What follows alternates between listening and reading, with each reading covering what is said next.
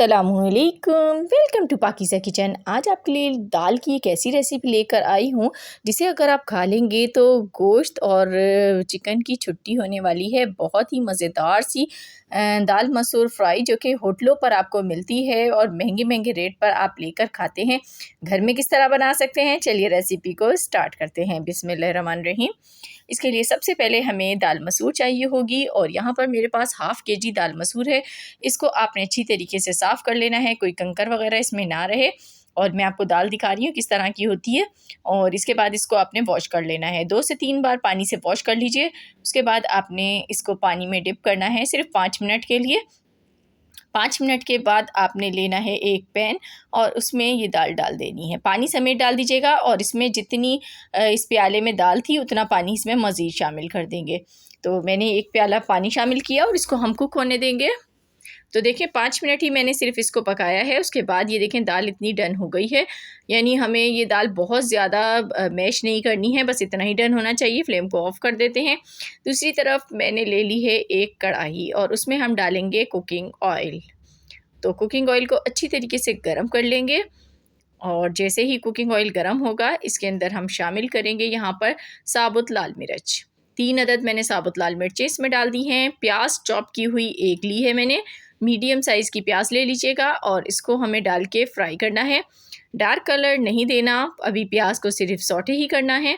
तो इसको अच्छी तरीके से इस तरह चम्मच चलाएंगे ताकि इक्वल कलर आए। उसके बाद हम इसमें शामिल कर देंगे यहाँ पर लहसुन अदरक का पेस्ट। तो लहसुन अदरक का पेस्ट आपने इसमें आधा खाने का चम्मच शामिल करना है। फ्रेश यूज़ कीजिएगा, फ्लेवर अच्छा आएगा। और इसको डालकर तकरीबन आपने 2 मिनट तक इसके साथ भूनना है ताकि लहसुन का कच्चापन दूर हो जाए और इसकी स्मेल जो है वो इसमें से गायब हो जाए। तो इसको भूनना बहुत ज़रूरी होता है। उसके बाद आपने इसके अंदर कुछ मसाले शामिल करने हैं। पहले हम इसमें टमाटर शामिल करेंगे। 2 अदद टमाटर मैंने लिए हैं मीडियम साइज़ के, ये इसमें डाल दूँगी। स्किन को मैंने रिमूव कर दिया है। और इसको मिक्स करने के बाद हम इसमें ड्राई स्पाइसेस शामिल करेंगे। तो यहाँ पर सबसे पहले नमक डालूँगी। आधा खाने का चम्मच आपने नमक डालना है या हस्बे ज़रूरत भी डाल सकते हैं। रेड चिली पाउडर भी आधा खाने का चम्मच जाएगा। कश्मीरी लाल मिर्च भी आधा खाने का चम्मच। तो बस ये मसाले भी ऐड करेंगे और कुछ भी अभी ऐड नहीं करना है इसके अंदर। और इसको हम पकाएंगे, हल्का सा पानी डाल के थोड़ी सी देर पका लें। तो देखें मैंने पानी डाल के इसको 2 से 3 मिनट तक पकाया है। हल्का सा आपने छींटा देना है पानी का, इसमें पानी नहीं डालना बहुत ज़्यादा वरना फ्लेवर जो है वो इसका ख़राब हो जाएगा। तो यहाँ पर हमने बस इसका छींटा लगा के और इसको हमने भून लिया। भूनने के बाद इसकी सतह पे देखें जो ऑयल आ जाता है ना, ये इस तरह का, जिसे हम रोगन कहते हैं, तरी भी बोलते हैं। तो इसको आपने उतार लेना है। तो इस तरीके से ये आपने उतार लेना है। ये आपको बहुत काम आने वाला है। तो आपको मैं भी मुकम्मल गाइड करूँगी क्या करना है आपने इसका। तो यहाँ पर अब हम इसमें डालेंगे कुटा हुआ धनिया पाउडर आधा खाने का चम्मच और यहाँ पर पिसा हुआ ज़ीरा आधा खाने का चम्मच। दोनों चीज़ें शामिल करके मिक्स कर लेंगे अच्छी तरीके से। और यकीन मानिए ये दाल इतनी मज़ेदार होती है ना कि आप खाते ही चले जाएंगे। आपको यकीन नहीं होगा कि ये आपने ख़ुद घर में बनाई है। इतनी लजीज़ दाल बनने वाली है, मेरी गारंटी है। इसको आप ट्राई करेंगे तो दिल खुश हो जाएगा आपका।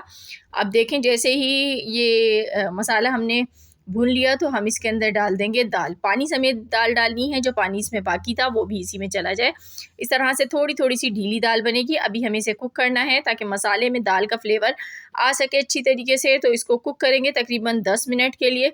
लो फ्लेम पर हम इसको पका लेंगे। तो देखें 10 मिनट के बाद हमारी जो मज़ेदार सी दाल है ना वो यहाँ पर कुक हो चुकी है। तो लास्ट में आपने इसके शामिल करनी है ग्रीन चिलीज़। ये हरी मिर्चें थोड़ी सी शामिल करूँगी, थोड़ी सी ऊपर गार्निश के लिए बचा लेते हैं। और साथ में हम इसके हरा धनिया शामिल करेंगे। दोनों चीज़ें शामिल कर दी मैंने इसमें। और ऊपर से मैंने अदरक डाल दी है, बारीक कटी हुई अदरक डालेंगे थोड़ी सी। और यहाँ पर ब्लैक पेपर पाउडर जाएगा इसमें 1/4 खाने का चम्मच। तो इसमें गरम मसाला बिल्कुल भी यूज़ नहीं होगा। बहुत ही मज़ेदार सी ये दाल बनेगी। तो बस इसको 1 मिनट पका लीजिए और उसके बाद जो है हम इसको उतार लेंगे। तो यहाँ पर मैं इसकी लिड लगा के इसको 1 मिनट पकाऊंगी। तो देखिए माशाल्लाह अल्हम्दुलिल्लाह बहुत मज़ेदार सी दाल बन के रेडी हुई है। तो इसको डिश आउट किस तरह करना है, तो देखें जो मैंने पहले ऑयल निकाला था ना वो इसके ऊपर डाल देना है इस तरीके से ऊपर से। तो जब आप होटलों में भी जाते हैं तो आपको दाल जो है ना इसी तरीके से सर्व की जाती है रेस्टोरेंट वगैरह में। तो आप जो है खा के जो है बहुत ज़्यादा इसको खुश हो जाता है आपका दिल कि दाल इतनी मज़ेदार किस तरह से बन गई। तो ये देखें आप, मैं जो आपको तरीका बता रही हूँ ना इसको मुकम्मल फ़ॉलो कीजिएगा तो इंशाल्लाह आपकी दाल जो है ना गोश्त से ज़्यादा मज़ेदार होगी। आप गोश्त छोड़ के ये दाल खाएँगे। तो ऊपर से जो मैंने हरी मिर्चें बचाई थी थोड़ी-सी गार्निश के लिए वो डाल दी ऊपर से। साथ ही थोड़ी-सी हरे धनिये की पत्तियाँ हम डालेंगे और ऊपर से थोड़ी-सी जूनियर कटी हुई अदरक डाल देंगे। तो आपकी प्रेज़ेंटेशन अच्छी होगी तो आपके खाने का जो मयार है वो बढ़ जाएगा। लोग जो है आपके खाने को देख के ही तारीफ़ किए बिना नहीं रह पाएँगे, खाएँगे तो बाद में लेकिन देख के पहले तारीफ़ कर देंगे। तो प्रेज़ेंटेशन हमेशा अच्छी होनी चाहिए। तो बस हमारी ये दाल बन के रेडी है। उम्मीद करती हूँ आज की रेसिपी आपको बहुत पसंद आई होगी। ज़रूर ट्राई कीजिएगा, फ़ीडबैक दीजिएगा। मिलूँगी आपसे नेक्स्ट वीडियो में, तब तक के लिए अल्लाह हाफ़िज़।